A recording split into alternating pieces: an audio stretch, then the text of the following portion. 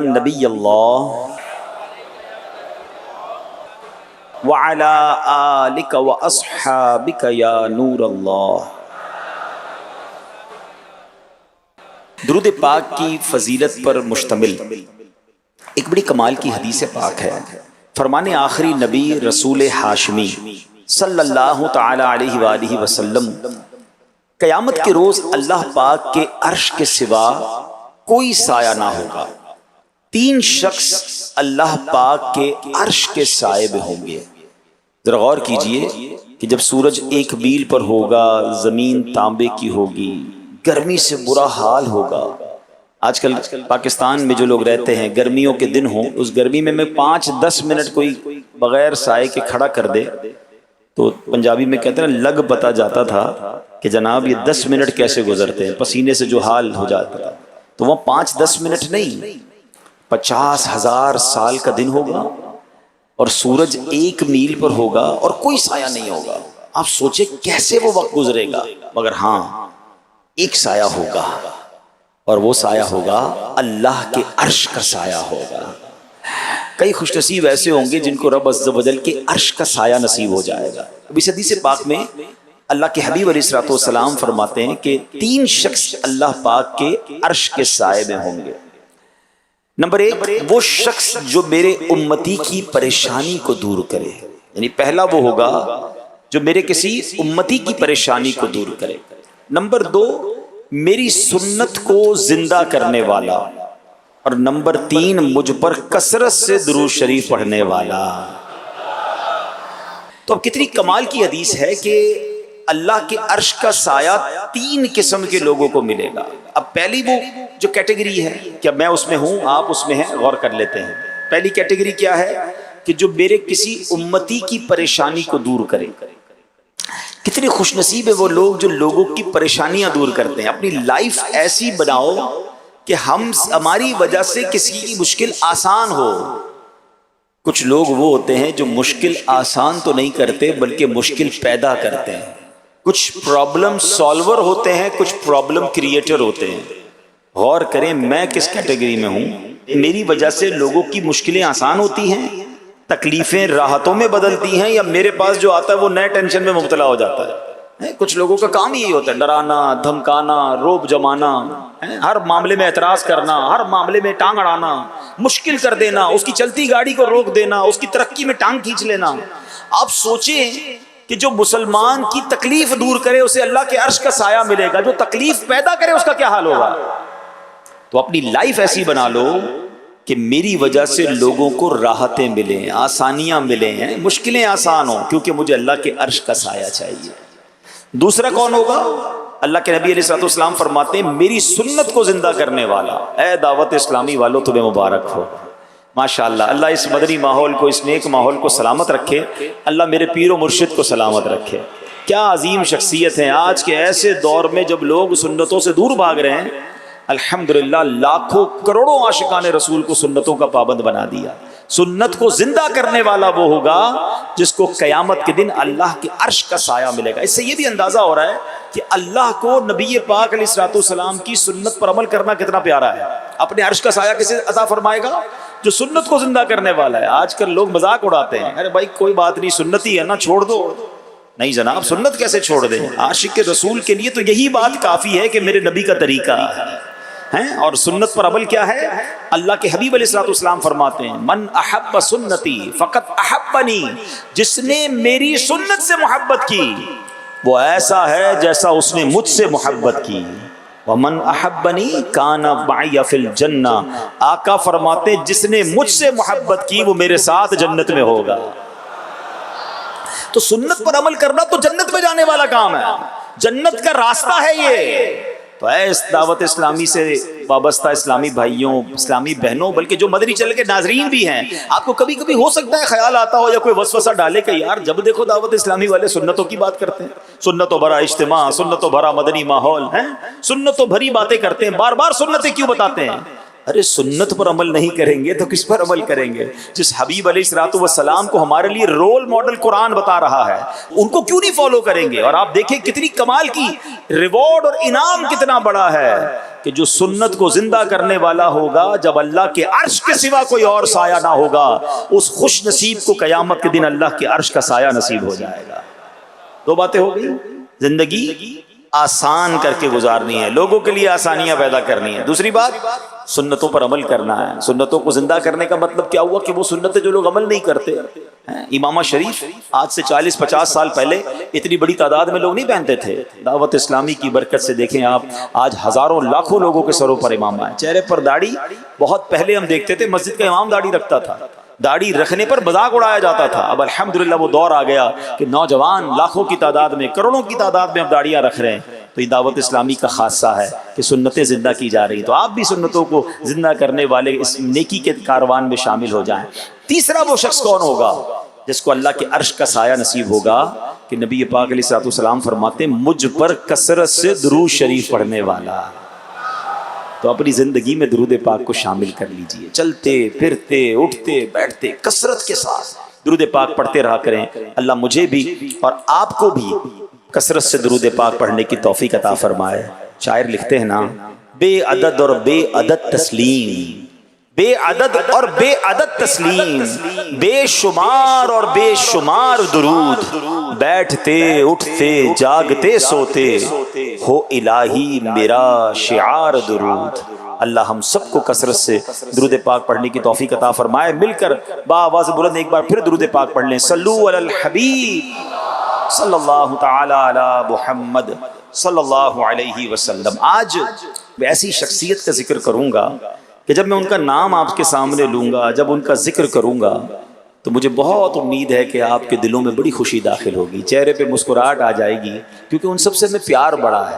ہاں، ہمیں خاص طور پر عاشقان اولیاء کو بڑا پیار ہے۔ بلکہ میں آپ کو صحیح بتاؤں، وہ شخصیت ہیں تو پاکستان میں، مگر دنیا بھر کے عاشقان اولیاء کو ان سے بڑا پیار ہے۔ میں نے دنیا کے کئی ملکوں میں دیکھا ہے، لوگ کہتے ہیں پاکستان آنا ہے اور فلاں بزرگ کے دربار پر ضرور جانا ہے۔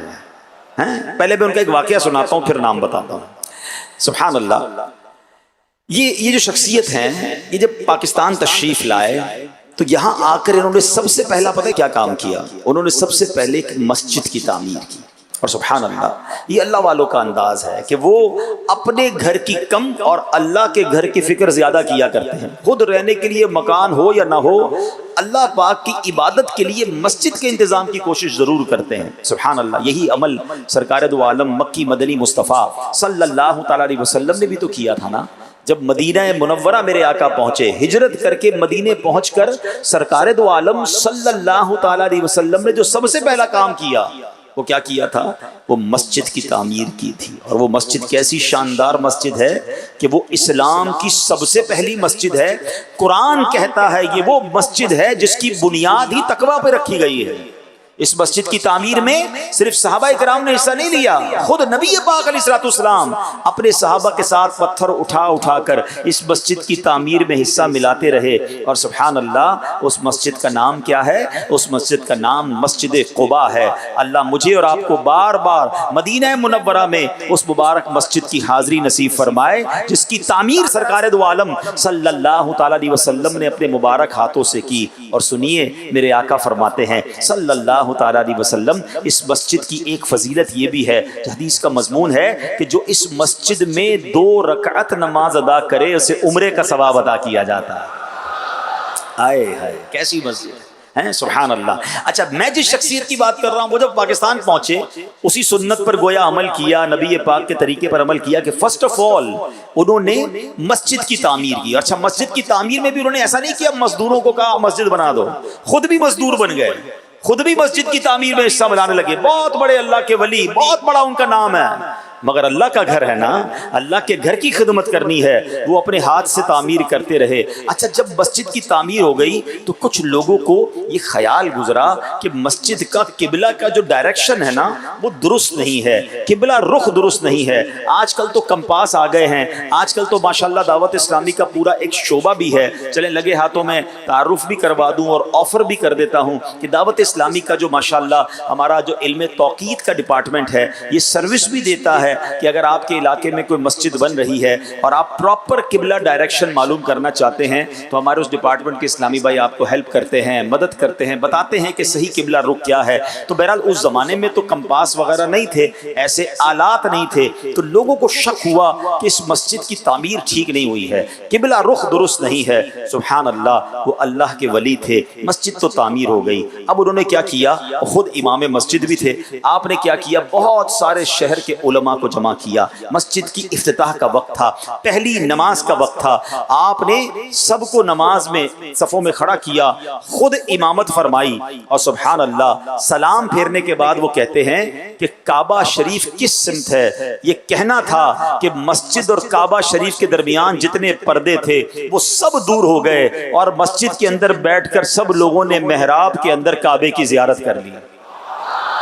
یعنی ان کی مسجد میں بیٹھ کر لوگوں نے کعبہ شریف کی زیارت کی اور سب کو اطمینان ہو گیا کہ جناب قبلہ رخ بالکل ٹھیک ہے۔ اللہ اکبر، یہ مسجد کون سی تھی، یہ امام کون تھا، یہ مسجد بنانے والا کون تھا، یہ کوئی اور نہیں، ہم سب کے دلوں کی دھڑکن، ہم سب کو جن سے بڑا پیار ہے وہ ہمارے داتا گنج بخش علی حجویری ہیں۔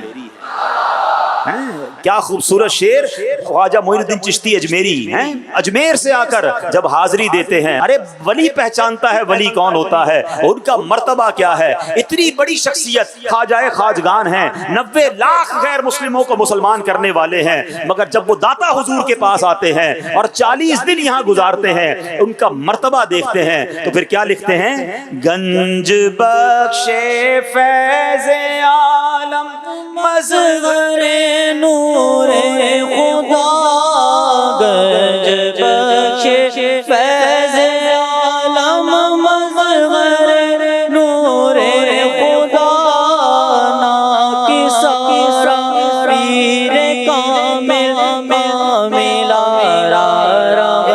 فارسی زبان کا شعر ہے، دوبارہ سنتے ہیں لیکن پہلے اس کا مطلب سمجھ لو تو اور مزہ آ جائے گا۔ آپ کہتے ہیں گنج بخش، داتا علی حجویری کو گنج بخش بھی کہا جاتا ہے، گنج بخش فیض عالم مظہر نور خدا، آپ وہ ہستی ہیں جن کا فیض پوری دنیا پر جاری ہے، اللہ کے نور کے مظہر ہیں، ناکسارا پیر کامل، ہم جیسے ناقصوں کے لیے تو آپ پیر کامل ہیں، کاملا راہ رہنما، ارے جو کامل ہیں جن کا مرتبہ بہت بڑا ہے، میرے داتا ان کے بھی رہنما ہیں۔ گنج بخش فیض عالم مظہر نور خدا، گنج بخش فیض عالم مظہر نور خدا، ناکسارا پیر کامل کاملا رہنما، ناکسارا پیر کامل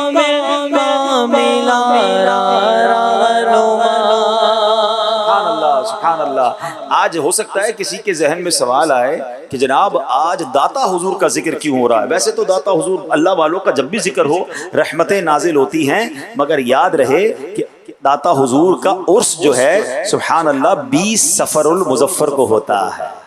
تو الحمدللہ، تو ہم نے الحمدللہ آج ان کا ذکر خیر سننا ہے، ان کا تعارف سننا ہے، مگر رکیے، شیطان بھی تو اپنا کام کرتا ہے نا، جب اللہ والوں کی بات کریں، ان کی کوئی کرامت سنا دیں تو اب شیطان سوئی چبونا شروع کر دیتا ہے، یار یہ کیسے پاسبل ہے، محراب کے اندر سے کعبہ دکھا دیا ہے، تو وسوسہ قریب مت آنے دیجئے گا، تھوڑا آگے جا کے میں نے انشاءاللہ اس وسوسے کی کاٹ بھی کرنی ہے، کرامت کیسے ثابت ہے انشاءاللہ اس پر بھی بات کریں گے، مگر آئیے پہلے داتا حضور کا کچھ تعارف سن لیتے ہیں۔ داتا حضور کم و بیش 400 ہجری کو دنیا میں تشریف لائے، آپ کا نام پاک علی اور والد صاحب کا نام عثمان ہے۔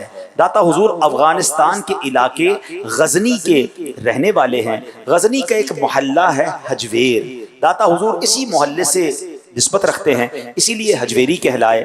آپ نجیب الطرفین حسنی حسینی سید ہیں، سبحان اللہ۔ شروع ہی سے بڑے نیک عبادت کرنے والے اور علم دین کے بہت شوق رکھنے والے تھے۔ داتا حضور نے علم دین سیکھنے کے لیے کتنا سفر کیا اس زمانے میں، ذرا انڈرسٹینڈ کیجئے، 1000 سال پہلے، 950 1000 سال پہلے آپ نے عراق، شام، لبنان، آذربائیجان، خراسان، ترکستان وغیرہ کئی ممالک کا سفر کیا، بڑے بڑے علماء اور صوفیاء سے فیض حاصل کیا، علم دین سیکھا۔ 34 سال کی عمر مبارک میں اپنے پیر صاحب شیخ ابو الحسن خدتلی رحمۃ اللہ تعالی کے حکم سے آپ لاہور تشریف لائے، یہاں نیکی کی دعوت کو عام کیا، دین اسلام کو پھیلایا، لوگوں کو قرآن و سنت کی تعلیم دی، اپنے اخلاق سے، کردار سے، بیانات سے، کبھی کرامات دکھا کر بے شمار کافروں کو مسلمان کیا، جو پہلے سے مسلمان تھے انہیں سنتوں کا پیکر بنایا، کئی عالم بنائے، کئی لوگوں کو اپنی تربیت میں رکھ کر ولایت کے بلند مقامات تک پہنچا دیا۔ کم و بیش 30 سال کے عرصے میں آپ نے بر صغیر میں، اس خطے میں ایک انقلاب برپا کر دیا۔ پختہ قول کے مطابق آپ نے 465 سنہ ہجری کو اس دنیا سے پردہ فرمایا۔ آپ کا مزار مبارک لاہور میں ہے، اور اسی مناسبت سے لاہور کو مرکز الاولیاء داتا نگر بھی کہا جاتا ہے۔ سبحان اللہ، سبحان اللہ۔ تو اے میرے پیارے اسلامی بھائیوں، یہ تو کچھ ہو گیا داتا حضور کا تعارف۔ آپ کا عرس مبارک 20 صفر المظفر کو ہوتا ہے۔ اب قرآن پاک کی پہلے میں نے آپ کو کچھ آیتیں سنانی ہیں، قرآن کی انشاءاللہ تعظیم کی نیت سے، قرآن سے علم حاصل کرنے کی نیت سے آپ نے سننا ہے، اور پھر انشاءاللہ ہم اپنے بیان میں بہت ساری باتیں ان آیتوں کے تحت سمجھیں گے۔ بنی اسرائیل کی، سورہ بنی اسرائیل کی 3 آیات ہیں، 18 سے لے کر 20 تک کی۔ ان آیات میں 2 طرح کے لوگوں کا ذکر ہوا، 2 قسم کی کیٹیگریز کا ذکر ہوا ہے، 2 قسم کے لوگوں کا ذکر ہوا ہے۔ تو اللہ پاک ارشاد فرماتا ہے، بسم اللہ الرحمن الرحیم، من کان یرید العاجلۃ عجلنا له فیها ما نشاء لمن نرید ثم جعلنا له جہنم یصلاها مذموما مدحورا۔ آسان ترجمہ قرآن کنز العرفان۔ جو جلدی والی دنیا چاہتا ہے تو ہم جسے چاہتے ہیں اس کے لیے دنیا میں جو چاہتے ہیں جلد دے دیتے ہیں، پھر ہم نے اس کے لیے جہنم بنا رکھی ہے جس میں وہ مذموم مردود ہو کر داخل ہوگا۔ یہ پہلی قسم کے لوگوں کا ذکر ہے۔ ان کا حال کیا ہے، انداز کیا ہے؟ یہ دنیا کے طلبگار ہیں، انہیں آخرت کی بالکل ہی فکر نہیں ہے، بس ہر وقت دنیا دنیا اور دنیا ہی چاہتے ہیں۔ اللہ پاک نے فرمایا اگر ہم چاہیں گے تو اس کی مراد یعنی دنیا کی ترقی، کامیابی، مال و دولت وغیرہ اسے دے دیں گے، نہیں چاہیں گے تو نہیں دیں گے۔ البتہ چونکہ یہ طلبگار دنیا ہے، آخرت کا طلبگار نہیں، آخرت میں یہ برائی کے ساتھ دھکے کھاتا ہوا جہنم میں ڈال دیا جائے گا۔ دنیا کے طلبگار کا انجام کیا ہے وہ قرآن بتا رہا ہے۔ اب دوسری کیٹیگری قرآن بیان کر رہا ہے، وَمَنْ أَرَادَ الْآخِرَةَ وَسَعَى لَهَا سَعْيَهَا وَهُوَ مُؤْمِنٌ فَأُولَئِكَ كَانَ سَعْيُهُمْ مَشْكُورًا۔ قرآن کہتا ہے اور جو آخرت چاہتا ہے اس کے لیے ایسی کوشش کرتا ہے جیسی کرنی چاہیے، اور وہ ایمان والا بھی ہو تو یہی وہ لوگ ہیں جن کی کوشش کی قدر کی جائے گی۔ اب یہ دوسری قسم کے لوگ ہیں، فرمایا یہ وہ لوگ ہیں جو دنیا کے نہیں بلکہ آخرت کے طلبگار ہیں، آخرت کی کامیابی کے لیے بھرپور کوشش کرتے ہیں، دن رات آخرت ہی کی فکر میں گزارتے ہیں، کھانا ملے نہ ملے نیکی ضرور کرتے ہیں، گھر اپنا ہو یا نہ ہو عبادت اور ریاضت پر کمر باندھے رکھتے ہیں، بیماری ہو یا صحت ہو اللہ پاک کی طرف سے توجہ نہیں ہٹاتے، عیش و عشرت اور کھیل کود میں نہیں جا پڑتے، بلکہ شوق کے ساتھ، لگن کے ساتھ، اخلاص کے ساتھ آخرت کمانے کی، آخرت بہتر کرنے کی کوشش میں مصروف رہتے ہیں۔ اللہ پاک کیا فرماتا ہے، یہ وہ ہیں جن کی کوشش کی قدر کی جائے گی۔ اب ان دونوں قسم کی کیٹیگری بیان کرنے کے بعد اب قرآن ایک قاعدہ بیان کرتا ہے، ایک کلیہ بیان فرماتا ہے، ارشاد ہوتا ہے کُلًّا نُمِدُّ هَٰؤُلَاءِ وَهَٰؤُلَاءِ مِنْ عَطَاءِ رَبِّكَ وَمَا كَانَ عَطَاءُ رَبِّكَ مَحْظُورًا۔ قرآن کہتا ہے ہم سب کو مدد دیتے ہیں، ان کو بھی اور ان کو بھی، یعنی دونوں طرف والوں کو مدد کی جاتی ہے تمہارے رب کی عطا سے، اور تمہارے رب کی عطا پر روک نہیں۔ سبحان اللہ، یعنی جو دنیا کا طلبگار ہے، ایسا نہیں کہ وہ اپنی طاقت سے دنیا کما سکتا ہے، بلکہ دنیا کمانے کی طاقت بھی اللہ پاک ہی دیتا ہے۔ یوں ہی جو آخرت کا طلبگار ہے وہ اپنی طرف سے آخرت نہیں کما سکتا، اللہ پاک ہی ہے جو توفیق عطا فرماتا ہے۔ کائنات کا یہ سب نظام رب کائنات کی طرف سے اسی کی عطا سے چل رہا ہے۔ اللہ پاک کی عطا ایسی ہے اس پر کسی قسم کی روک نہیں ہے، وہ جسے چاہتا ہے، جب چاہتا ہے، جو چاہتا ہے عطا فرماتا ہے۔ اے میرے پیارے اسلامی بھائیوں، اب ایک بات بڑی توجہ طلب ہے۔ ہم الحمدللہ غلامان اولیاء ہیں اور اولیاء کرام کی کرامات کا ذکر بھی کرتے ہیں۔ یہ ہم ہی نہیں کرتے، ارے اللہ پاک نے قرآن مجید میں کرامات کا ذکر کیا ہے، احادیث کریمہ میں کئی کرامتوں کا ذکر ہے۔ حدیث پاک کی سب سے معتبر کتاب بخاری شریف میں بھی کرامات اولیاء کا ذکر ہے۔ الحمدللہ ہم بھی کرامت بیان کرتے ہیں۔ بعض دفعہ کرامت کا ذکر سن کر وسوسے آتے ہیں کہ یوں کیوں ہو گیا، لاہور سے کعبہ کیسے دکھا دیا، ہاتھ لگنے سے شفا کیسے مل گئی۔ جب اولیاء کرام کی کرامتیں بتاتے ہیں تو کچھ لوگوں کو کنفیوژن ہو جاتی ہے۔ اب سوچنے کی بات یہ ہے، آج سائنٹیفکلی دور ہے، آج جناب ٹیکنالوجی کا دور ہے، ہمیں سائنسدان بتاتے ہیں ہم چاند پر پہنچ گئے، انسان نے چاند پر قدم لگا دیے۔ اس پر کبھی کوئی وسوسہ، کوئی خیال ذہن میں نہیں آتا، اگر کوئی چاند پر پہنچا ہے تو کیا اپنی طاقت سے پہنچا ہے، اپنے اختیار سے پہنچا ہے؟ نہیں، طاقت سب کو اللہ پاک نے دی ہے۔ اللہ قرآن میں فرماتا ہے کُلًّا نُمِدُّ هَٰؤُلَاءِ وَهَٰؤُلَاءِ مِنْ عَطَاءِ رَبِّكَ، ہم سب کو مدد دیتے ہیں، ان کو بھی اور ان کو بھی تمہارے رب کی عطا سے۔ تو معلوم ہوا جو دنیا کے طلبگار ہیں طاقت انہیں بھی اللہ پاک عطا فرماتا ہے، جو آخرت کے طلبگار ہیں طاقت اور توفیق انہیں بھی اللہ پاک ہی عطا فرماتا ہے۔ جنہوں نے دنیاوی ایجادات کی طرف توجہ کی انہیں بھی طاقت اللہ پاک نے بخشی، جو روح کو پاک کرنے لگ گئے طاقت انہیں بھی اللہ پاک نے بخشی، دنیا سائنسی آلات کے ذریعے چاند پر پہنچی یہ بھی اللہ پاک نے طاقت دی ہے، اولیاء کرام روحانی بلندیوں پر پہنچے یہ بھی اللہ پاک کی عطا ہے۔ ارے آج سیٹلائٹ سائنس ہمیں پوری دنیا کو ایک پیج پر دکھا دیتی ہے، یہ بھی اللہ پاک کی دی ہوئی طاقت ہے۔ اگر میرے داتا حضور لاہور کی مسجد میں بیٹھ کر کعبے کی زیارت کرواتے ہیں یہ بھی اللہ پاک کی طرف سے دی گئی طاقت ہے۔ آپ سوچئے نا، آج سے 50 سال پہلے کون سوچ سکتا تھا کہ میں ادھر بیٹھا ہوں، کوئی جناب لاہور میں بیٹھا ہے بلکہ دوسرے ملک میں بیٹھا ہے اور ہم موبائل پر ایک دوسرے کو لائیو دیکھ سکیں گے۔ اس زمانے میں کوئی بات کرتا تو کہتے مذاق کر رہے ہو، ایسا ممکن نہیں۔ ارے بلکہ موبائل فون آئے گا جس میں کوئی تار نہیں ہوگا، بغیر تار والا فون نہیں دیکھا تھا لوگوں نے، مگر ایک ایسا فون آیا جس میں اب تار بھی نہیں ہے۔ اچھا جناب کوئی تار نہیں ہوتے ہوئے آواز پہنچتی تھی، ہم حیران ہو گئے۔ نیا نیا موبائل آیا تھا، بڑی عجیب عجیب باتیں سمجھ آتی تھی کہ ایسا بھی ہو سکتا ہے، مگر اب جناب دنیا میں ایک جگہ بیٹھ کر پوری دنیا میں لوگ بلکہ ایک ساتھ کئی لوگ دنیا کے 10 ملکوں سے لائیو ایک دوسرے سے بات چھوٹے سے موبائل پر کر سکتے ہیں۔ چند ہزار کا موبائل، چند سو کا انٹرنیٹ لے کر میں دنیا کے کونے کونے کو لائیو دیکھ سکوں، اور اولیاء کے تاجدار ہوں، اولیاء کے شہنشاہ ہوں، اگر وہ اپنی روحانی تصرف سے لاہور میں بیٹھ کر کعبہ دکھا دیں تو اس میں کیا بعید ہے؟ ان کو طاقت بھی رب نے دی ہے اور ان کو طاقت بھی رب نے عطا کی ہے۔ ہاں ہم سب کا ماننا یہ ہے کہ طاقت دینے والا، عطائیں کرنے والا، صلاحیت عطا فرمانے والا وہ رب تعالی ہے، وہ اس کی ذاتی عطا ہے۔ تو بہرحال میرے پیارے اسلامی بھائیوں، یہ آیت کا جو یہ حصہ ہے نا وہ اتنا خوبصورت ہے، کبھی کبھی اللہ کی بارگاہ میں دعا بھی کرنی ہو نا تو اس آیت کو پڑھ کر، اس کا ترجمہ پڑھ کر دعا کر لیا کرو۔ کیا خوبصورت آیت ہے، وَمَا كَانَ عَطَاءُ رَبِّكَ مَحْظُورًا، اور تمہارے رب کی عطا پر کوئی روک نہیں ہے۔ رب جو چاہے، جسے چاہے، جب چاہے، جتنا چاہے عطا فرما سکتا ہے۔ ارے میری اور آپ کی جیبیں تھوڑی، میرے اور آپ کے اکاؤنٹ تھوڑے، میرے اور آپ کے تصرفات تھوڑے، ہم بانٹتے ہیں تو ختم ہو جاتا ہے، ہم بانٹتے ہیں تو ڈر لگتا ہے ارے زیادہ بانٹ دوں گا تو میرے لیے نہیں بچے گا۔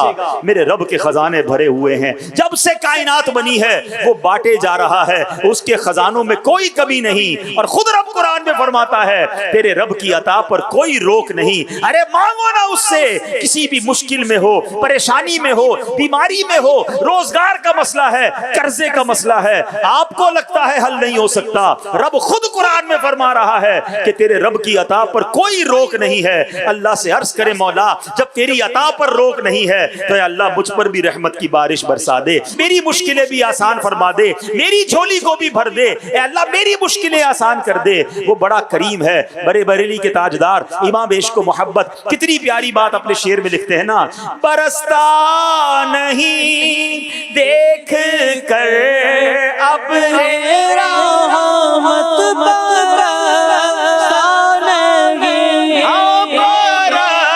برسانگی دیکھ کر ابر رحمت برسانگی دیکھ کر ابر رحمت بدوں پر بھی برسانے والے بدوں پر بھی برسانے والے. ایک بات بڑی اہم ہے، وہ سمجھنا ضروری ہے کہ سائنسی ایجادات اور اولیاء کرام کی کرامات میں زمین و آسمان کا فرق ہے. ان دونوں میں کوئی آپس میں مطابقت نہیں بنتی ہے. سائنس میں ترقی تو غیر مسلم بھی کر لیتے ہیں، مگر کرامت کا ظہور صرف اور صرف نیک پرہیزگار مومن ولی کامل ہی سے ہو سکتا ہے. کہنے کا مقصد یہ ہے کہ دنیا کے طلبگاروں کو دنیاوی ترقی کی طاقت بھی اللہ پاک نے عطا فرمائی، اور آخرت چاہنے والے اولیاء کرام کو کرامات کا انعام بھی رب رحمان نے عطا فرمایا. لہٰذا جس طرح لوگ سائنسی ایجادات کو خاموشی سے مان لیتے ہیں، اولیاء کرام کی کرامات پر بھی پختہ عقیدہ ہونا ضروری ہے. اللہ پاک ہمیں درست سمجھ نصیب فرمائے. اچھا، یہ بات تو ضمناً آ گئی، پھر آتے قرآن پاک کی ان پیاری آیتوں کی طرف جس میں دو کیٹیگریز کو بیان کیا گیا. نمبر ایک، وہ جو آخرت کو بھلا بیٹھے صرف دنیا کے طلبگار ہو گئے. اللہ پاک چاہے تو انہیں دنیا عطا فرما دیتا ہے، نہ چاہے تو نہیں عطا فرماتا. البتہ آخرت میں ان کے لیے جہنم ہے، کیونکہ زندگی کس لیے گزر رہی ہے؟ دنیا دنیا دنیا. کوئی خیال ہی نہیں آخرت کا، کسی طرح بھی دنیا اچھی ہو جائے، چاہے حلال سے ہو حرام سے ہو، ان کا ٹھکانہ کیا ہے؟ قرآن کہہ رہا ہے کہ آخرت میں جہنم ہے. دوسری قسم کے لوگ کون ہیں؟ جو دنیا کے نہیں بلکہ آخرت کے طلبگار ہیں. ان کی ساری کوششیں آخرت کے لیے ہیں، عبادت کرتے ہیں، اخروی کامیابی کے لیے، لوگوں سے اچھے تعلقات رکھتے ہیں تو اخروی کامیابی کے لیے، بلکہ مال بھی کماتے ہیں تو اخروی کامیابی کے لیے، کھاتے ہیں تو اخروی آخرت کی کامیابی کے لیے. غرض یہ دن رات آخرت کے لیے ہی محنت و کوشش کرتے ہیں. یہی وہ خوش نصیب ہیں جن کی محنت ٹھکانے لگتی ہے. اس لیے ہمیں چاہیے کہ ہم بھی دنیاوی فکریں چھوڑیں، آخرت کی فکر اپنا لیں. اللہ پاک ہمیں توفیق نصیب فرمائے. ایک اور بات یاد رکھیں، یہاں کچھ لوگ کہتے ہیں جناب دین کے ساتھ ساتھ کچھ دنیا بھی ہونی چاہیے. ارے جناب والا، دین اور دنیا الگ کب تھا؟ ہم دنیا ہی میں اللہ کو راضی کرنے کے لیے آئے ہیں، دنیا ہی میں نیکیاں کرنے آئے ہیں. کیا ہمیں آخرت کے لیے کوئی الگ سے ٹائم ملے گا؟ نہیں. جو 50 60 70 سال جو بھی ہم نے جینا ہے، اسی میں دنیا کے کام بھی کرنے ہیں، مگر اس انداز سے کرنے ہیں. کاروبار کرنا ہے یا نوکری کرنی ہے یا فیملی کرنی ہے، خاندان والوں کے ساتھ رہنا ہے، مگر ایسے رہنا ہے کہ رب کو راضی کر لینا ہے. اسی میں جنت بھی کمانی ہے. تو یہ الگ الگ نہیں ہے. کچھ لوگ کہتے ہیں یار بھائی دین میں زیادہ وقت مت دو، دنیا کے لیے بھی وقت دو. میں آپ کو ایک طریقہ بتا دیتا ہوں. پہلے مجھے بتائیے دنیا اور آخرت کا مالک کون ہے؟ کون ہے؟ اللہ، رحمان الدنیا والآخرہ. میرا رب دنیا کا بھی مالک ہے، آخرت کا بھی مالک ہے. میں دنیا کے لیے کروں یا آخرت کے لیے کروں، اس سے بہتر یہ نہیں میں رب کو راضی کر لوں. اگر اللہ کو راضی کر لوں تو میری دنیا بھی اچھی کر دے گا، میری آخرت بھی اچھی کر دے گا. تو زندگی کا ٹارگٹ ایک ہونا چاہیے کہ میں نے زندگی ایسے گزارنی ہے کہ رحمان عز و جل راضی ہو جائے. یقین کرو جس سے رب راضی اس سے سب راضی. اس کی دنیا بھی اچھی، کاروبار بھی اچھا اسی نے کرنا ہے، روزی بھی اسی نے دینی ہے، صحت بھی اسی نے دینی ہے. میں صرف اسے راضی کر لوں میرا سب ٹھیک ہو جائے گا. پرابلم یہ ہے ہم دنیا کو راضی کرنے کے چکر میں، سب کو راضی کرنے کے چکر میں اپنے رب کو ناراض کر بیٹھتے ہیں. یہ نہ کیا کریں. اللہ کرے یہ بات سمجھ آ جائے. داتا حضور رحمت اللہ تعالی علیہ کا ذکر خیر چل رہا ہے. آپ کا بچپن مبارک کیسا تھا؟ دیکھو بچپن سے ہی میرے دادا کیسے تھے. غزنی شہر کا ایک عظیم مدرسہ ہے، داتا حضور یہاں تعلیم حاصل کر رہے تھے. ایک دن کے وقت سلطان محمود غزنوی اس مدرسے میں قریب سے تشریف لائے. آج کل تو میڈیا کا دور ہے، عموماً سبھی نے بادشاہوں کو دیکھا ہوتا ہے. اس دور میں تو ایسا نہیں تھا، کیونکہ بادشاہ کی تصویر تو کسی نے نہیں دیکھی تھی. اب بادشاہ آئے تو سارے ہی مدرسے کے بچے دوڑتے ہوئے بادشاہ کو دیکھنے چلے گئے. داتا حضور بچپن ہی میں اپنی عبادت میں اور اپنی تلاوت میں اور اپنے مطالعے میں مصروف تھے. ان کو پتہ ہی نہیں چلا بادشاہ کب آیا. تو آپ کے استاد صاحب نے کہا کہ اے علی دیکھو تو صحیح کون آیا ہے. استاد محترم کی آواز سنی تو داتا گنج بخش نے نظر اٹھائی کہ سلطان محمود غزنوی بہت بڑے بادشاہ وہ آئے. تو ایک طرف وقت کا بادشاہ ہے، دوسری طرف ایک ہونہار طالب علم ہے. جب اس طالب علم کو سلطان محمود غزنوی نے دیکھا، داتا حضور کے چہرے پہ نظر ڈالی تو چہرے پر تقوی اور پرہیزگاری کے آثار نمایاں ہیں. سلطان محمود غزنوی جیسی شخصیت آپ کے پر نور چہرے پر برستی تجلیات کی تاب نہ لا سکے، فوراً نگاہیں نیچی کر لی، فرمایا اللہ کی قسم یہ بچہ خدا کی طرف راغب ہے. ایسے طالب علم اسی مدرسے کی زینت ہیں، ایسے طالب علم ہوتے ہیں جو مدرسے کی زینت ہیں. اللہ اکبر، یہ کیسا مرتبہ ہے کہ جوانی میں آپ کے چہرے پر ایسا نور ہے، ایسا تقوی ہے، ایسی عبادت کا ذوق اور شوق ہے کہ بڑے بڑے بادشاہ، اور وہ بادشاہ جو عاشق رسول بادشاہ ہیں، وہ کہتے ہیں یہ اللہ کی طرف راغب ہیں. اب میں اور آپ چیک کریں ہم کس کی طرف راغب ہیں، ہمارا دل کس کی طرف مائل ہے. صبح اٹھتے ہیں تو مال کی طرف راغب ہیں، کوئی جناب دنیا کی طرف راغب ہے، کسی کو کوٹھی بنگلوں کی رغبت ہے، کسی کو بینک بیلنس کی رغبت ہے، کوئی جناب سوشل میڈیا پر لائک بنانے کا شوق لیے بیٹھا ہے. رغبت نہیں تو نمازوں کی نہیں، روزوں کی نہیں، علم دین سیکھنے سکھانے کی رغبت نہیں ہے. کاش مدنی قافلوں میں جانے کی رغبت ہو جائے، مدرسۃ المدینہ بالغان میں پڑھنے پڑھانے کی رغبت ہو جائے، تفسیر قرآن سننے سنانے کی رغبت ہو جائے. اے میرے پیارے اسلامی بھائیوں، داتا حضور سے محبت کرنے والوں، داتا حضور وہ ہیں جن کے چہرے کو دیکھ کر پتہ چل جاتا ہے کہ ان کو اللہ پاک کی عرفان کی رغبت ہے، ان کو دین متین کی طرف رغبت ہے. کاش ہمارے دل بھی اللہ رسول کی طرف رغبت حاصل کرنے والے اور جنت میں جانے والے کاموں کی طرف رغبت کرنے والے ہو جائیں. اے میرے پیارے اسلامی بھائیوں، یہی بات تو رب قرآن میں فرماتا ہے نا، وَتَبَتَّلْ إِلَيْهِ تَبْتِيلًا. قرآن کہتا ہے اور سب سے ٹوٹ کر اسی کے بنے رہو. اعلیٰ حضرت امام اہل سنت کے والد محترم مولانا نقی علی خان فرماتے ہیں غیر اللہ کی طرف سر جھکانا جائز نہیں، پھر بھلا دل جھکانا کیسے درست ہو سکتا ہے؟ یعنی ہم دل میں دنیا کی رغبت و محبت لا کیسے سکتے ہیں جبکہ رب کریم نے ہمیں دنیا کے لیے نہیں بلکہ اپنی عبادت کے لیے پیدا کیا ہے. سبحان اللہ. اے میرے پیارے اسلامی بھائیوں، آپ پتہ ہے ہمیں اشرف المخلوقات کہا جاتا ہے نا. اس ساری کائنات میں جتنی نعمتیں کس کے لیے بنی ہیں یہ پتہ ہے آپ کو؟ جتنی اللہ تعالیٰ نے نعمتیں بنائی ہیں، جتنے اسباب ہیں، سبحان اللہ. اے انسانوں، اے مسلمانوں، سنو. مشہور مفسر قرآن مفتی احمد یار خان نعیمی رحمت اللہ تعالی فرماتے ہیں انسان اشرف المخلوقات ہے، سب کچھ اسی کے لیے پیدا کیا گیا ہے. اللہ قرآن میں فرماتا ہے هو الذی خلق لکم ما فی الارض جمیعا، وہی ہے جس نے جو کچھ زمین میں ہے سب تمہارے لیے بنایا. معلوم ہوا دنیا کی ہر چیز انسان کے نفع کے لیے پیدا کی گئی.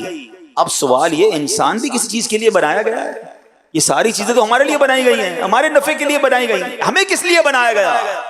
اللہ کا پاک کلام بتاتا ہے وَمَا خَلَقْتُ الْجِنَّ وَالْإِنسَ إِلَّا لِيَعْبُدُونَ، اور میں نے جن اور آدمی اسی لیے بنائے کہ میری عبادت کریں.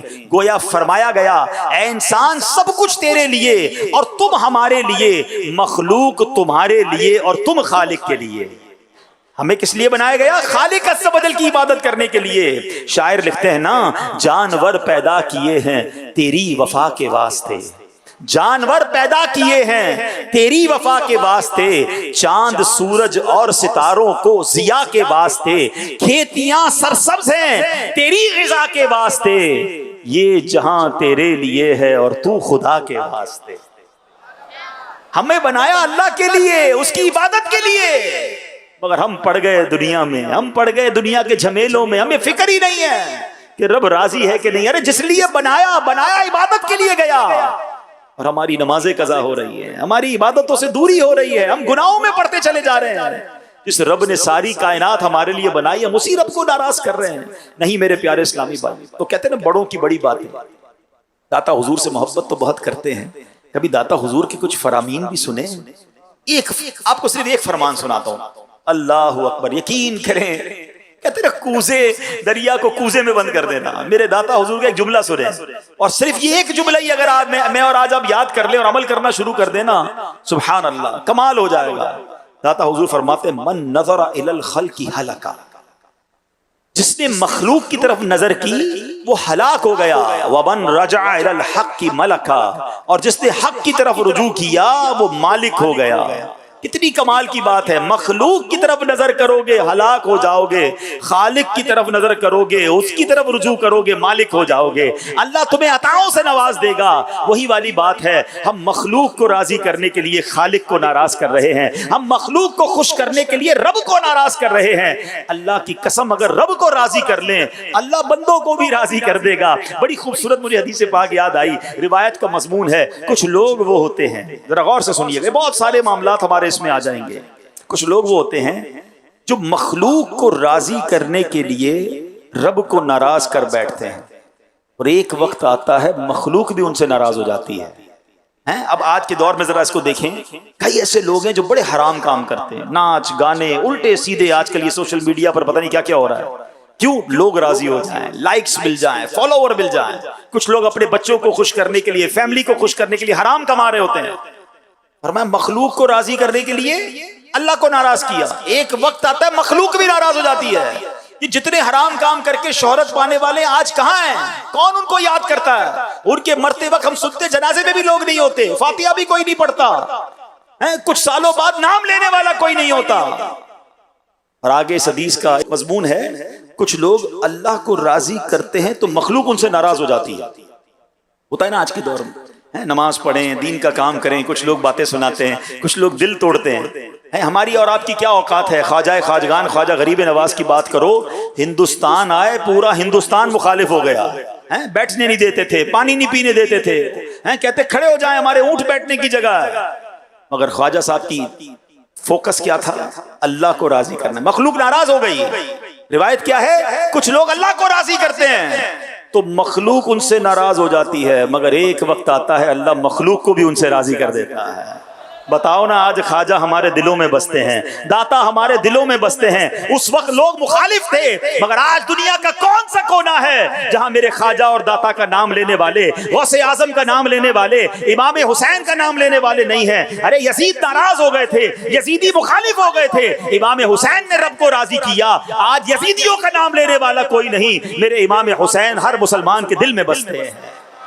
زندگی کا مقصد. پھر داتا حضور کا یہ جملہ سنو, کیا کہتے ہیں, الفاظ بھی تو موتیوں جیسے ہیں. کہتے ہیں من نظر الی الخلق ہلکا, جس نے مخلوق کی طرف نظر کی وہ ہلاک ہو گیا. پھر فرمایا ومن رجع الی الحق ملکا, جس نے اللہ کی طرف رجوع کر لیا وہ مالک ہو گیا, وہ جناب کامیاب ہو گیا. اب میں نے اور آپ نے آج طے کرنا ہے, زندگی لوگوں کو راضی کرنے کے لیے گزارنی ہے یا اللہ کو راضی کرنے کے لیے گزارنی ہے. یہ طریقہ ہے اولیاء کرام کا, یہ طریقہ ہے داتا حضور کا. بہرحال میرے پیارے اسلامی بھائیوں, باتیں تو بہت ساری ہیں, لیکن سبحان اللہ اب میں یہاں ایک اور بات کر لوں کہ داتا حضور لاہور کے رہنے والے نہیں تھے, غزنی کے رہنے والے ہیں, افغانستان کے کسی علاقے سے آئے. اور کہاں مزار بنا؟ لاہور میں مزار بنا. پیر صاحب نے کہا تھا نا کہ بیٹا لاہور چلے جاؤ. 34 ایئرز کی کیا ایج ہوتی ہے؟ ان کے کاروبار نہیں تھے, ان کی فیملی نہیں تھی, ان کے رشتہ دار نہیں تھے, ان کا دل نہیں چاہتا تھا, مگر وطن چھوڑا. یہ کیسا مدنی قافلہ تھا, 3 دن 12 دن مہینے کا نہیں تھا, واپس ہی نہیں گئے, مزار ہی یہاں بنا. کیا خواجہ غریب نواز اجمیر کے ہیں؟ نہیں جناب, خواجہ غریب نواز جو ہیں یہ بھی افغانستان کے رہنے والے, غوث پاک جیلان کے رہنے والے, مزار عراق میں ہے. خود امام حسین رضی اللہ تعالیٰ ولادت مدینے میں ہوتی ہے, اور آپ کا مزار کہاں ہے؟ کربلا میں ہے. اب میں آپ کو مشورہ دیتا ہوں, جو بھی مزارات اولیاء پہ جاتے ہیں نا, یہ جب جائیں ہمارے کراچی میں عبداللہ شاہ غازی رحمۃ اللہ تعالیٰ علیہ کے پاس چلے جائیں آپ, یہاں پر یوسف شاہ بابا کا مزار ہے, اور بہت سارے مزار, جدھر بھی جائیں, بابا پاک پتن چلے جائیں, بابا فرید کے مزار پر, ویریور ملتان شریف کے مزارات پہ جائیں, وہاں آپ کو تختی ملے گی کہ ان کی جائے پیدائش کیا تھی, ان کا پیدائش کا مقام کیا تھا. 99% آپ کو اولیاء کرام بلکہ صحابہ کرام کو اگر آپ دیکھیں, 1,24,000 صحابہ کرام تھے میدان عرفات میں جب میرے آقا نے خطبہ دیا تھا. مدینہ منورہ میں کتنے مدفون ہیں؟ کم و بیش 10,000. جنت البقیع میں 10,000 صحابہ کرام ہیں, باقی 1,14,000 کہاں گئے؟ کچھ مکہ پاک میں مدفون ہیں. پھر کہاں ملیں گے؟ شام میں مزارات ہیں, عراق میں مزارات ہیں, پاک و ہند میں مزارات ہیں. چین کے اندر بتایا جاتا ہے حضرت سعد بن ابی وقاص رضی اللہ عنہ کا مزار ہے. یہ کیا ہوا؟ یہ کیوں سفر کیا انہوں نے؟ سبحان اللہ, یہ جذبہ تھا دین متین کو دنیا بھر میں پہنچانا ہے, اللہ رسول کی بات کو دنیا بھر میں پہنچانا ہے. یہ صحابہ نے کیا, یہ اولیاء کرام نے کیا. اے صحابہ اور اولیاء کو چاہنے والوں, ہم کتنا سفر کرتے ہیں؟ ہم سے تو 3 دن مدنی قافلوں میں سفر نہیں ہوتا، 12 دن کی بات کرے تو دل دھک دھک کرنے لگ جاتا ہے۔ سوچئے، ایک طرف تو کہتے ہیں ہمیں اولیاء سے پیار ہے، صحابہ سے پیار ہے، اللہ سلامت رکھے دعوت اسلامی کو، دنیا کے کونے کونے میں دین متین کی بات پہنچائی جا رہی ہے، سنتوں کا پیغام پہنچایا جا رہا ہے، غیر مسلموں کو اسلام کی دعوت دی جا رہی ہے، مسلمانوں کو سنتوں کا پابند بنایا جا رہا ہے، مگر اس سارے کاروان میں جب خوشخبریاں سن رہے ہوتے ہیں، آپ مدنی خبروں میں دیکھ رہے ہوتے ہوں گے، میں اور آپ کہاں ہیں؟ ہماری کاوشیں کہاں ہیں؟ جو بدری قافلے میں سفر کرتے ہیں انہیں مبارک ہو، یہ اولیاء کرام کا، صحابہ کرام کا طریقہ۔ جو نہیں کرتے وہ آج نیت کریں، آج ہمت کریں، شروع تو کریں نا، 3 دن سے شروع کریں، 3 دن والے 12 دن کی طرف چلیں، 12 دن والے 1 ماہ کے مدنی قافلوں میں، 1 ماہ والے 12 ماہ کے مدنی قافلوں میں، انشاءاللہ اللہ کو راضی کریں گے نا۔ ابھی تو سنا، تم رب کو راضی کرو گے، رب ساری دنیا کو تم سے راضی کر دے گا۔ اللہ کی طرف رجوع لائیں اور اولیاء کرام کے اس فیضان کو حاصل کرنے کی کوشش کریں۔ اے میرے پیارے اسلامی بھائیوں، حضور داتا گنج بخش نے ایک بڑا پیارا فرمان حضرت حاتم اصم کے بارے میں فرمایا کہ وہ کہتے ہیں، حضرت حاتم اصم رحمۃ اللہ تعالی علیہ فرماتے ہیں، جب سے مجھے 4 باتوں کا علم ملا ہے تب سے میں دنیا کے تمام علوم سے بے پرواہ ہو گیا ہوں۔ لوگوں نے پوچھا وہ کون سی 4 باتیں ہیں؟ میں نے کہا نا، بڑوں کی باتیں بڑی ہوتی ہیں، اب ذرا حضرت حاتم اصم کی یہ 4 باتیں بھی سن جاؤ، ہو سکے تو یاد کر لیجئے۔ آپ فرماتے ہیں، ایک یہ کہ میں نے جان لیا کہ میرا رزق لکھا جا چکا ہے، جس میں نہ کمی ہو سکتی ہے نہ زیادتی، لہٰذا میں زیادہ کی خواہش سے بے نیاز ہوں۔ جب رزق لکھ دیا گیا ہے تو پھر بھاگنا کیوں ہے دنیا کے پیچھے؟ جتنا کوشش کرنی ہے کرنی، باقی آخرت کی تیاری کرنی چاہیے، اس کے لیے ٹینشن کس بات کی؟ دوسری کہتے ہیں، میں نے جان لیا کہ خدا کا مجھ پر حق ہے جسے میرے سوا کوئی دوسرا ادا نہیں کر سکتا، تو میں اس کی ادائیگی میں مصروف ہو گیا ہوں۔ یعنی اللہ کے کچھ حقوق ہم پر ہیں جو ہمارے علاوہ اور کوئی ادا نہیں کر سکتا۔ میری نماز کوئی اور تو نہیں پڑھ سکتا نا، میری عبادتیں کوئی اور تو نہیں کر سکے گا، تو جب اللہ کا کچھ حق مجھ پر ہے تو کہتے ہیں میں اس کے پیچھے لگ گیا ہوں۔ تیسری بات کہتے ہیں، میں نے جان لیا کہ موت میرے پیچھے لگی ہے، میں اس سے بھاگ نہیں سکتا، لہٰذا میں نے اسے پہچان لیا ہے، تو اب کہتے ہیں میں اس کی تیاری میں لگ گیا ہوں۔ چوتھے نمبر پر، میں نے جان لیا کہ میرا کوئی مالک ہے جو ہر وقت مجھے دیکھ رہا ہے، لہٰذا میں اس سے شرم کرتا ہوں اور نافرمانیوں سے باز رہتا ہوں۔ کاش یہ بات سمجھ آ جائے، کوئی ہے جو ہمیں دیکھ رہا ہے۔ کاش ہم لوگوں سے تو شرماتے ہیں، لوگ دیکھ رہے ہیں یہ گناہ نہ کریں، لوگ نہ دیکھ لیں، لوگوں کو پتہ نہ چل جائے۔ ارے لوگوں کو پتہ چلے نہ چلے، رب تو دیکھ رہا ہے نا۔ کاش گناہ کرتے وقت، نافرمانی کرتے وقت، اکیلے میں، اندھیرے میں، کہیں اور جا کر گناہ کرتے وقت یہ یاد آ جائے کہ رب دیکھ رہا ہے۔ بہرحال میرے پیارے اسلامی بھائیوں، ہم اللہ سے دعا کرتے ہیں، اللہ داتا حضور کے صدقے ہمیں اپنا خوف نصیب فرمائے، ہمیں اپنی ولایت کی خیرات نصیب فرمائے، آخرت کی تیاری کرنے کا جذبہ نصیب فرمائے، علم دین حاصل کرنے کے لیے، نیکیوں کو پھیلانے کے لیے، سنتوں کو پھیلانے کے لیے مدنی قافلے میں سفر کی توفیق عطا فرمائے۔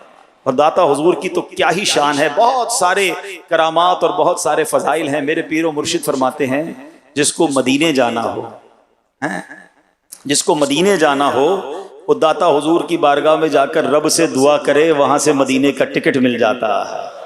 امیر اہل سنت بڑی پیاری منقبت لکھتے ہیں نا، آئیے مل کے ہم مدینے کے ٹکٹ کی التجا کر لیتے ہیں۔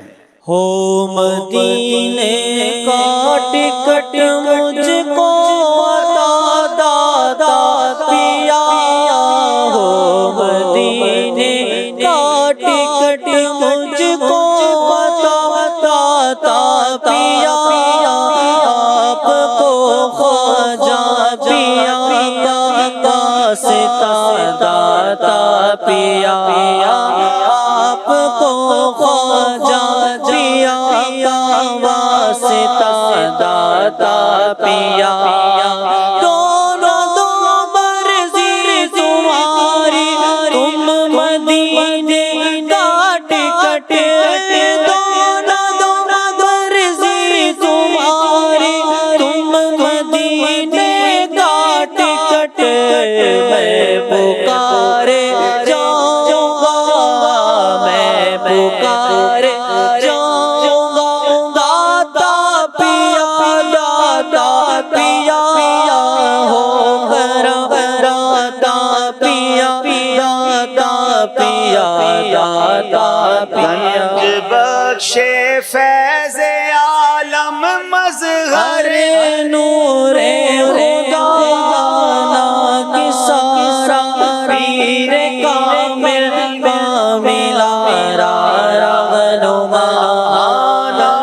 سارا پیر کامل کاملا رہنما گنج بخشی آپ کی مشہور ہے کر دو کرم گنج بخشی آپ کی مشہور ہے کر دو کرم کر کرم کروا کرم ہاں کر کرم کروا کرم دونوں جہاں میں رکھ بھرم کر کرم کروا کرم دونوں جہاں میں رکھ شرم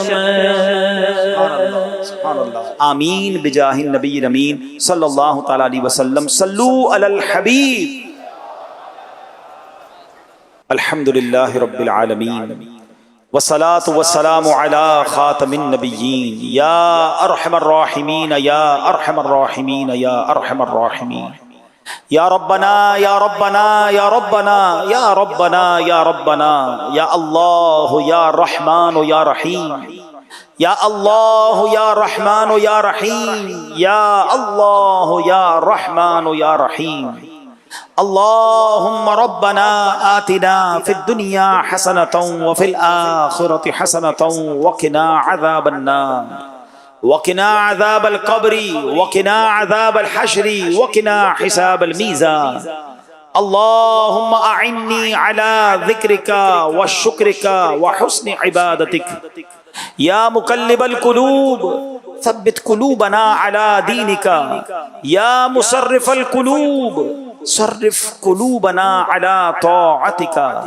اللهم إنا نسألك العفو والعافية والمعافاة الدائمة في الدين والدنيا والآخرة يا رحمن الدنيا والآخرة اللهم ارزقنا ایمانا کاملا ویقینا صادقا وقلبا خاشعا وبدنا عابدا ورزقا حلالا طیبا واسعا یا اللہ وتوبة نصوح وتوبة قبل الموت وراحة عند الموت والعفو عند الحساب والنجاة من النار والفوز بالجنة بغير حساب یا عزیز یا غفار یا رب العالمین اللہم انک عفو کریم تحب العفو فاعف عنا یا کریم فاعف عنا یا غفور اللہم ارحمہما کما ربیانی صغیرا اے ڈوبتوں کو بچانے والے، اے بے کسوں کی دستگیری کرنے والے، اے گناہگاروں کی مغفرت فرمانے والے مولا، تیرے گناہگار بندے، سیاہ کار بندے، ہر طرح سے بیکار بندے، دنیا کی محبت میں گرفتار بندے تیرے گھر میں بیٹھ کر ہاتھ اٹھائے حاضر ہیں، شرمندہ ہے مالک، شرمندہ ہے مالک، بڑے گناہ کر لیے، بڑی خطائیں کر لی، شب و روز ہر گزرنے والا دن ہمارے گناہوں میں، ہماری غفلتوں میں اضافہ کرتا چلا جا رہا ہے۔ ہمیں یہ بھی معلوم ہے کہ ہم قدم بقدم، لمحہ با لمحہ اپنی موت اور اپنی آخرت کی طرف بڑھ رہے ہیں، زندگی بڑھ نہیں رہی بلکہ گھٹ رہی ہے، مگر مالک پھر بھی غفلت کی نیند سے بیدار نہیں ہو رہے، نیکیوں کی طرف دل مائل نہیں ہو رہا، کچھ دن نیکیاں کرتے بھی ہیں، پھر سستی آ جاتی ہے، پھر گناہوں کی طرف شیطان کھینچ لیتا ہے۔ کس کس گناہ کی معافی مانگے مولا؟ جس زبان سے دعا کر رہے ہیں یہ زبان بھی گناہوں کی وجہ سے گندی ہے، جو ہاتھ اٹھائے ہیں یہ ہاتھ بھی گناہوں کی وجہ سے کالے ہیں۔ اے اللہ ہمارے اتنے گناہ ہیں کہ ہمیں تو اپنے گناہ بھی یاد نہیں ہیں۔ اے کریم مگر ایک حساب معلوم ہے، اور تو کوئی حساب نہیں آتا، تیری رحمتوں سے کم ہے، میرے جرم اس سے زائد، نہ مجھے حساب آئے نہ مجھے شمار آئے۔ یہ معلوم ہے مالک کہ کتنے ہی گناہ کیوں نہ ہیں، تیری رحمت کے آگے کچھ نہیں ہے۔ اے اللہ یہ نہ دیکھ ہم کتنے گناہگار ہیں، یہ دیکھ تیری رحمت کتنی بڑی ہے۔ تیری قسم اگر آج تو نے ہم سب کو بخش دیا پھر بھی تیری رحمت میں کوئی کمی نہیں ہوگی، ہم سب کو جنت میں داخل بھی کر دے تو تیری جنت میں جگہ بھی کم نہیں پڑے گی۔ مولا تیرا کچھ نہیں جائے گا، ہم گناہگاروں کا بیڑا پار ہو جائے گا۔ اللہ آج ہماری بخشش فرما دے، ہمارے صغیرہ گناہ بھی معاف کر دے۔ हमारे कबीरा गुनाह भी माफ कर दे, हमारे छुप कर किए हुए गुनाह भी माफ कर दे, हमारे ऐलानिया गुनाह भी माफ कर दे। ऐ सबसे बड़े मुआफ करने वाले, आज हम सबको मुआफ फरमा दे। वीडियो देखने का शुक्रिया। अगर आप चैनल पर नए हैं तो सब्सक्राइब कर लें और साथ ही साथ बेल आइकन पर भी क्लिक कर दें ताकि यूट्यूब हमारी हर वीडियो का नोटिफिकेशन सबसे पहले आपको भेज दे। जज़ाकल्लाह।